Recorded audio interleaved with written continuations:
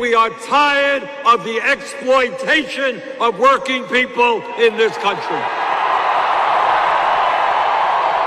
Bernie Sanders and Ilhan Omar held a massive rally in Minneapolis, Minnesota over the weekend to a crowd of 10,000 people, over 10,000 people. Now, I'm going to show you some clips from Ilhan Omar's speech as well as Bernie's speech. I just want to read this little piece here from Common Dreams because it made me laugh. So, Omar and Sanders were originally supposed to rally at a smaller venue at the university, but an enthusiastic response prompted organizers to move it to the Williams Arena to accommodate supporters. The turnout prompted Nation reporter John Nichols to opine that Minnesota is in play for Sanders, despite the fact that the state's senior senator, Amy Klobuchar, is also running for the Democratic presidential nomination. Now, can you imagine Amy Klobuchar attracting or drawing the kind of enthusiastic crowd that Ilhan Omar and Bernie Sanders did here in Minnesota? It would just never happen. If Klobuchar could do it, then she would have already done it. But she can't. So you're going to see, if you haven't seen the crowd yet, you're going to see, and it's going to become quite clear that Amy Klobuchar would not be able to attract a crowd this large and enthusiastic. But let me get to Ilhan Omar's speech here first. So it was so hard to cut all these speeches down because there's just so much said that I want to include, but I did my best here. So this is Ilhan Omar at the big rally. For a long time, Bernie was underestimated. His ideals weren't taken seriously by the establishment because he refused to fall in line and conform to the pressures in Washington. And that's because in the sea of corruption, he continuously stood for justice and never bowed down to special interests. That's the resolve we need in a president. Bernie knows what Minnesotans know, that in the root of every injustice is an imbalance of power, whether through gender, association, corruption, wealth, or race. The ability to wield control over another is basis of injustice. So friends, I want you to realize something. My destiny, your destiny, the destiny of workers around the world are linked together.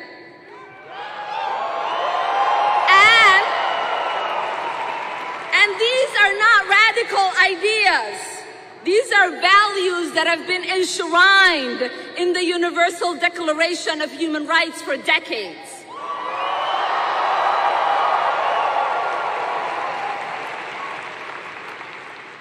And Bernie and I believe it is time to make that vision a reality here in the United States. We can't achieve any of these goals if we don't build a movement that is representative of all of our aspirations, all of our pain, and all of our shared trauma.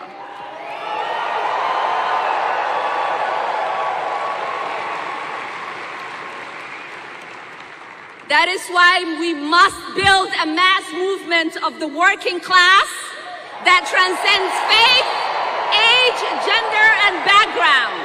Bernie knows that systematic change in this country has never taken place without millions of people organizing to demand that change. That is the history of the labor movement, the history of the women's liberation movement. That is the history of the civil rights movement. I am beyond honored and excited for a president who will fight against Western imperialism and fight for a just world. And I am excited. I am excited.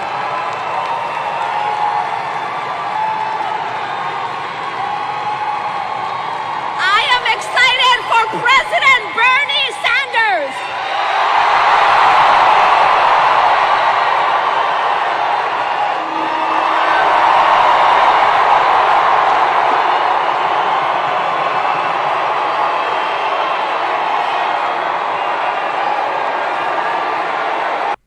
All right. Before I comment on any of this, just a note here, an editor's note. I had to swap out the audio in that last clip where Bernie came out because they played an AC/DC song and copyright issues on YouTube. But so in case the applause didn't sound as loud as it should have been, it's because it wasn't the applause that was actually happening at the time. But okay, so Ilhan Omar is fantastic. I mean, she brings this unique perspective that you don't really get in a lot of Congress people. Somebody who came to the country as a refugee and is able to put shine a spotlight on foreign policy as much as domestic policy. One of the biggest applause lines of the entire night was when Ilhan Omar mentioned ending Western imperialism. I mean, that and ending and canceling student debt were the two biggest applause lines of the entire night. It really shows you that people are aware of Western imperialism and the need to put an end to these never-ending wars and regime change and just how America has engaged the world as a whole over the past 50 years. Now, I mean, there's so much here I could touch on. Ilhan mentioning how injustice is based in an imbalance of power, 100%.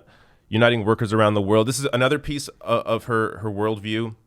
Is Ilhan Omar looks at politics in America not just as domestic policy, not just looking within the borders of the U.S., but looking around the world and understanding that to really transform the entire world to a perspective on the world to moving forward in a way that is humanitarian requires a mass movement of people, not just in the U.S., but around the world.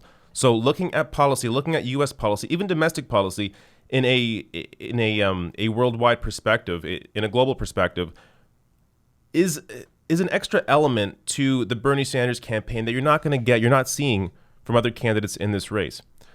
Also, I mean, the most important point here maybe the fact that all of this, to get any of this done, requires a mass movement of people to get this agenda pushed through. So Bernie Sanders, as he has said multiple times, he would be the organizer in chief. He'd be working within the walls of the White House, in the walls of Washington, to get his agenda passed. But he would also be activating movements around the country from outside of Washington to put pressure on politicians around the country to support that progressive humanitarian agenda. Now, let me get to Bernie's speech here. This, again, I had a very tough time cutting this down. This speech was long, by the way. It may have been 30 minutes or so, but or maybe even longer. But I cut it down to what I think are kind of the most important clips. And also the ending, the way Bernie ends his speeches, I always like to highlight as well, because it really leaves you with this feeling of hope that you can actually help to transform the country and push for real change. Ilhan and I share a common link as the descendants of families who fled violence and poverty and who came to this country as immigrants.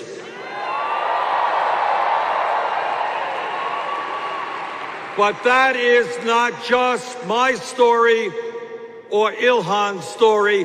That is the story of America.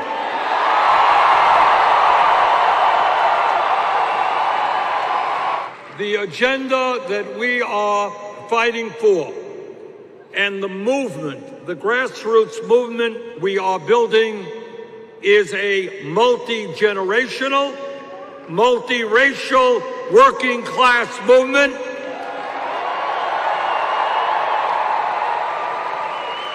that says proudly and loudly, we are tired of the exploitation of working people in this country. If Congress, against my vote, could bail out the crooks on Wall Street, if Congress could give hundreds of billions in tax breaks and subsidies to the fossil fuel industry, if Congress can vote to spend more money on the military than the next 10 nations combined, if Trump and his friends could give over $1 trillion in tax breaks to the 1% and large corporations, you know what? We could cancel all student debt in America. I am proud to tell you that the climate change proposal that we recently introduced is the boldest, most comprehensive climate change plan ever introduced by any candidate for federal office.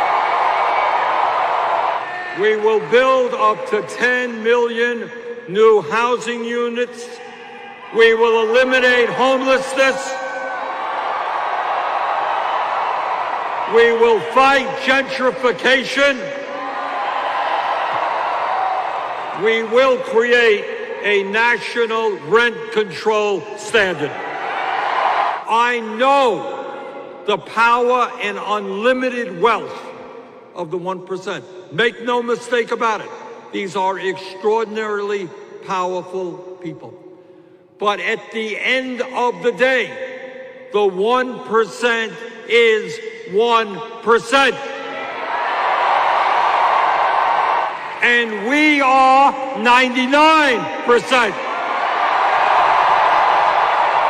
If we stand together, if we keep our eyes on the prize for an American government and economy that works for all of us, if we are prepared to fight, there is nothing together we cannot accomplish.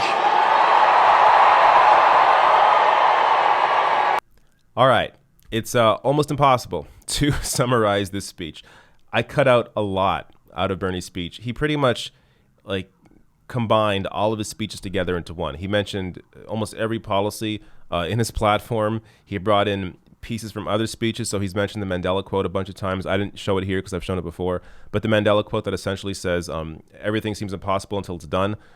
Basically saying that, yeah, it may seem impossible that, how can you possibly get Medicare for all? How can you cancel student debt? How can you push for, or how can you achieve a Green New Deal when everybody in power is against it? Well, everything seems impossible until it's done. It requires a mass movement of people to do it. And Bernie mentions at the end of his speech there, I think it's an important point to mention, the 1% that are against these things, that are benefiting in society, are still just 1% of people. If the 99 come together, then you can achieve these things. And that's what Bernie is giving a voice to. Bernie's campaign is, again, not about him. It's about the movement. He is just the person that would be in the White House that would be able to activate the movement from within the walls of Washington. But it requires the movement from outside to get any of it done. And Bernie's mentioned in the past, in previous interviews, how he would rally voters in various states to push to support his agenda. So, for example, in West Virginia, where Joe Manchin, Democratic Senator Joe Manchin, is not going to support Bernie Sanders' agenda, Bernie would go to West Virginia, rally voters there to put pressure on Joe Manchin or support a primary challenge against Joe Manchin. So Bernie is willing to go to places that other candidates aren't. Elizabeth Warren is not willing to do that. There are clear differences here. Bernie has a history of challenging power. Nobody else in the race has that history that he does. Look, even if you don't support his agenda, which I'm not sure why you wouldn't, but even if you don't support his agenda, he's being honest. Bernie has a 40-year record of saying the same thing. Bernie is an honest guy. He will fight for these things in that position of power as president. So regardless of regardless of how you feel about the other candidates in the race, there is one candidate in this race that will actually challenge wealth and power, will actually push to transform society for the few and not, or for the many and not the few, and that's Bernie Sanders. Just a few things worth mentioning here. So I think I said earlier, canceling student debt got the biggest, or one of the biggest applause lines. This is really a policy that I think is not being discussed enough. Not that this campaign is not discussing it, but just in general is not being discussed enough. So many people are saddled with student debt, and it holds them down. It prevents them from starting a family, from starting a life, from buying a home, from affording food, whatever it is. Student debt is a huge burden on millions of Americans, and completely canceling that would do so much, not just for those people, but would also help the economy, because those people would now be able to put money back into the economy because they're now freed up, not having that student debt on top of them. So canceling student debt is a huge policy and I think a huge positive for Bernie's campaign. He's the only one in the race that will cancel all student debt. So this is a line that, if you're talking to your friends and family, mention that, because it is an important piece of his campaign. And I don't think I mentioned this yet. I also like how Sanders discussed how him and Omar have a lot in common. How, even at first glance, you may not think that him and Ilhan have much in common. These are two people that are immigrants whose families came to this country, to America, for a better life. And that's the experience that a lot of Americans are facing. So this campaign is really about hope. It's really about looking forward. It's really about transformational change for the betterment of society as a whole.